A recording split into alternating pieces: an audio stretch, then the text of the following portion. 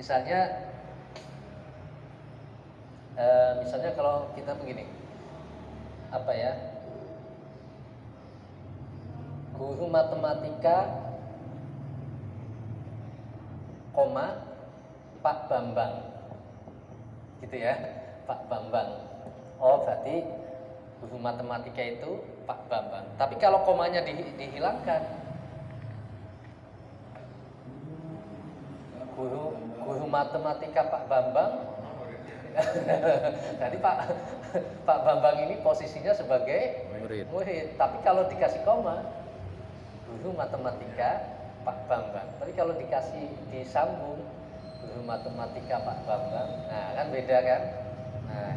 Nah karena di Al-Quran kan nggak ada titik koma. Aywaja setelahnya qayyiman.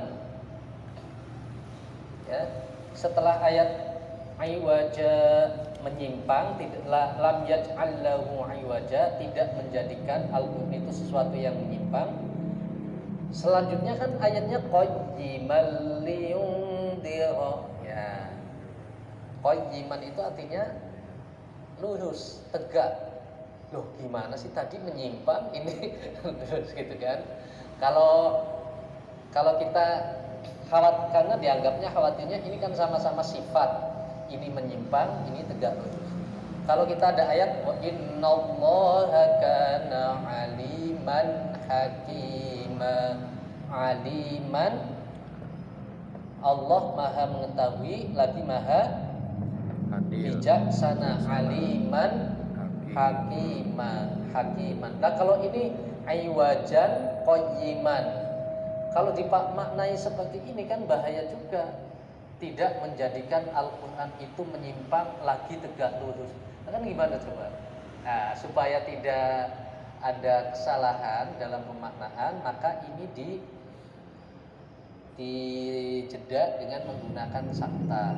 Jadi Al-Quran tidak menjadikan Al-Quran itu sesuatu yang menyimpang kalau dimaknai tafsirnya, tapi sebagai petunjuk jalan yang lain. Itu kan sudah makna yang tidak letterlek ya. Tapi kalau dikhawatirkannya qayyiman ini masih masuk pada sifatnya aywajan juga.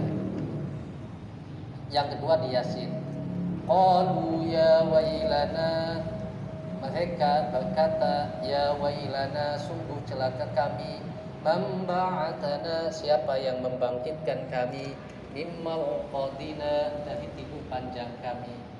Jadi orang kafir itu kaget begitu ada ditiupkan, karena sebelumnya ditiupkan sangkakala yauma yunfakhu fis-sur, kan sebelumnya begitu ya. Nah, kaget, loh ternyata ada siksa yang lebih kejam lagi ketimbang siksa di alam kubur. Siapa yang membangkitkan kami? Mimmal qadina. Dijawab oleh malaikat, hadza ma wa'adar rahman wa sadaqal mursalun. Lah ini yang dulu dijanjikan, apa-apa yang dijanjikan oleh Tuhanmu yang Maha Pengasih, dan sungguh benarlah utusan-utusan Allah. Dulu diajakin beriman kamu nggak mau, katanya hidup cuma di dunia, setelah itu selesai, ya kan? Nah sekarang kamu dibangkitkan, dulu kamu kemana aja? Nah itu kan jawaban. Ada yang memahaminya itu jawaban malaikat, ada yang memahaminya jawaban orang yang beriman. Seolah-olah itu ada dua fragmen ya. Orang kafir itu nyesel gitu, dijawab lah, kamu dulu diajak ngaji nggak mau, diajak beriman nggak mau, diajak sholat nggak mau. Nah sekarang ini ya, janji Allah yang dulu diberikan kepada kalian sekarang ditunaikan semuanya. Kalau tidak dijeda dengan menggunakan sakta, dikhawatirkan qalu ya wailana man ba'atana mimman qadina hadza ma wa'ada rahman. Dikhawatirkan nanti begitu dibangkitkan, yang beriman, yang tidak beriman juga nyesel karena tidak ada titik komanya. Qalu, wah yang beriman juga masuk kategori ya wailana, yang menyesal, sungguh celaka kami. Makanya perlu dipisah dengan sabta tadi, supaya kayak ada dialog, siapa yang membangkitkan kami dari tidur panjang kami di alam kubur kami.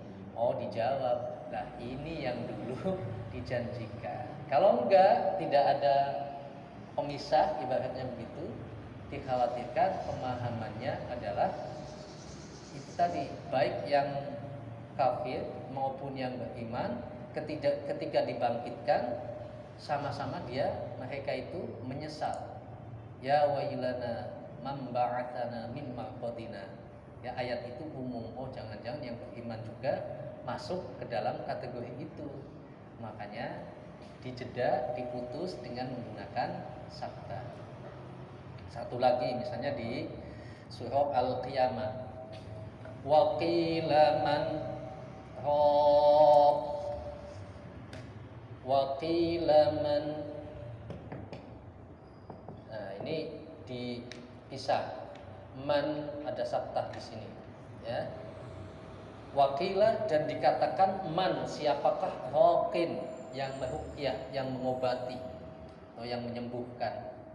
Wakilah man raq, dikatakan siapakah man raqin, yang mengobati atau yang menyembuhkan.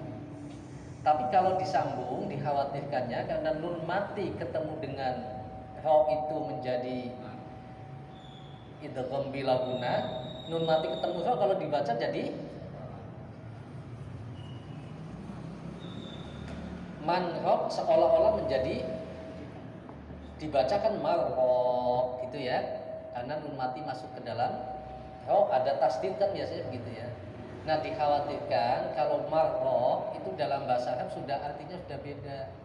Marrob itu artinya tukang ngaduk adonan itu apa, kuah gitu ya. Kalau orang bikin roti, bikin adonan itu namanya marrob atau kuah marrob ya. Jadi dikhawatirkan beda maknanya yang tadinya wakila man rob gitu ya, siapakah yang menyembuhkan. Nanti kalau wakila marrob, wah kok marrob dikatakan tukang adonan, kan agak jauh maknanya.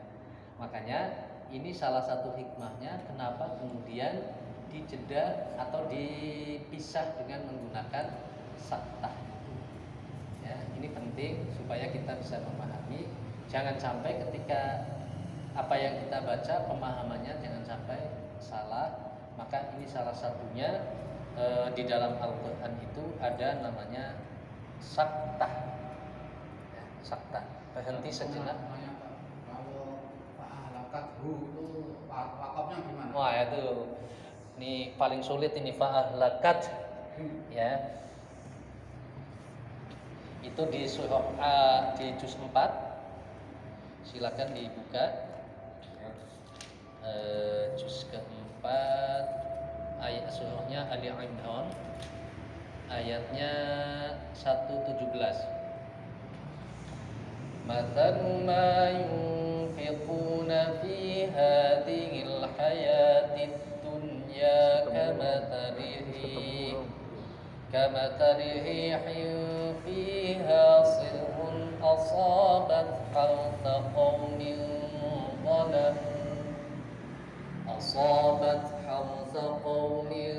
zalamu anfusahum fa'ahlakat.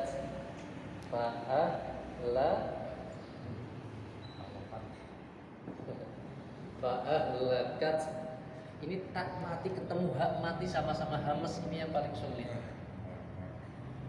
Jangankan tak mati ketemu hak mati ketemu hak aja kadang-kadang kita fasabbih bihamdi rabbika wastaghfir. Mestinya wastaghfir. Ada haknya. Ini juga sama. Fa'ahlakat.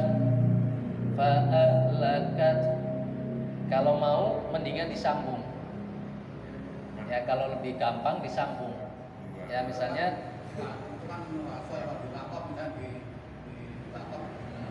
fa'ahlakat, haknya sedikit banget ya, tapi nggak hilang. Fa'ahlakat agak kalau dekat baca fa'ahlakata. Nah, Itu yang fa'ahlakata. Temen saya dulu sampai fa'ahlakat, sakit susahnya. Karena susah nih hak mati.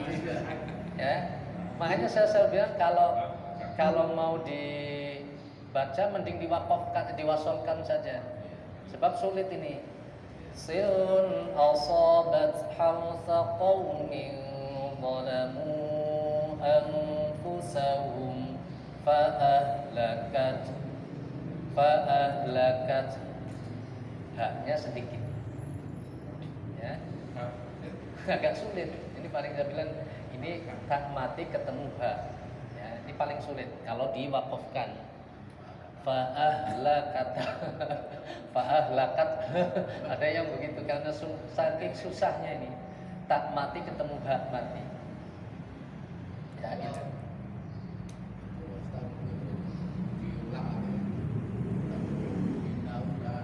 Nah kalau disambung lain lagi. Kalau disambung kan nanti semua dibaca. Fasabbih bihamdi rabbika wastaghfirhu innahu. Kalau disambung kan wastaghfir. Nah itu wastaghfir. Kalau diulang lagi nggak apa-apa. Kalau diulang lagi berarti dia dibaca semuanya. Misalnya fasabbih bihamdi rabbika wastaghfirhu innahu kana tawwaba. Boleh ya, kalau mau langsung ke wastaghfir innahu juga boleh karena di situ sudah ada waqaf ya. Wastaghfir itu kan sudah ada waqaf. Wal fath ya, itu kadang-kadang idza jaa nasrullahi wal fath saja mestinya wal fath ya, haknya masih ada, dibaca sebagian, bukan full, nggak dibaca penuh. Wal fatah bukan, tapi wal fath ya. Jadi bunyi, jadi ada dua huruf mati, yang satu dimatikan ya, yang satu karena sukun, yang satu mati dimatikan. Itu maka bunyi huruf yang dimatikan ini bunyinya setengahnya saja. Misalnya innahu laqaulun fasl. Jadi bukan fasl tapi fasl. Wa ma huwa bil hazl. Bukan huwa bil hazl. Wal fath haknya sebagian saja bunyinya. Ada tapi tidak full. Ya, begitu pula dengan wastaghfir. Bukan wastaghfirhu. Ya, itu agak